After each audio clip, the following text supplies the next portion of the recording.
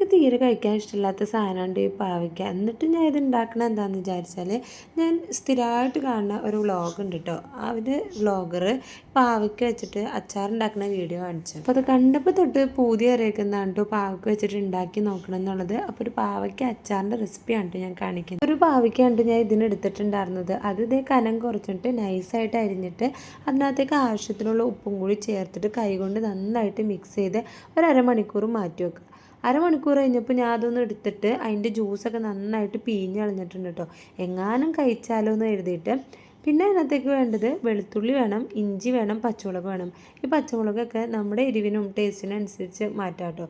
അത് കഴിഞ്ഞിട്ട് ഒരു ചട്ടി വെച്ചിട്ട് അത് ചൂടാവുന്ന സമയത്ത് അതിനകത്തേക്ക് ആവശ്യത്തിനുള്ള വെളിച്ചെണ്ണ ഒഴിച്ച് കൊടുക്കുക.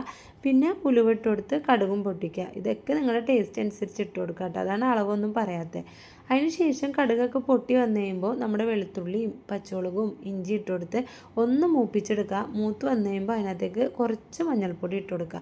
ഇതിനകത്ത് മഞ്ഞൾപ്പൊടി മാത്രമാണ് കേട്ടോ മെയിൻ മസാലയായിട്ട് യൂസ് ചെയ്യണുള്ളൂ.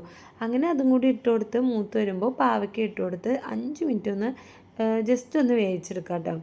ഞാൻ ഈ സമയത്ത് ഉപ്പ് നോക്കിയിട്ടുണ്ടായിരുന്നു കേട്ടോ. കാരണം എന്താണെന്ന് വെച്ചാൽ ഞാൻ ഉപ്പ് പിഴിഞ്ഞ് കളഞ്ഞുകൊണ്ട് ഉപ്പ് ഉണ്ടോ എന്ന് നോക്കാൻ വേണ്ടിയിട്ടൊന്ന് നോക്കിയിട്ടുണ്ടായിരുന്നു. അപ്പോൾ ഉപ്പ് കുറവായതുകൊണ്ട് കുറച്ചും കൂടി ഉപ്പ് ഇട്ട് കൊടുത്തു.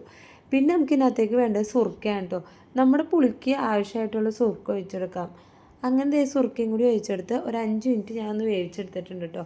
അപ്പോൾ ഇതേ 5 മിനിറ്റിന് ശേഷം നമ്മുടെ പാവയ്ക്കൊക്കെ ഇതേ കുറച്ച് വെന്ത് വന്നിട്ടുണ്ട്.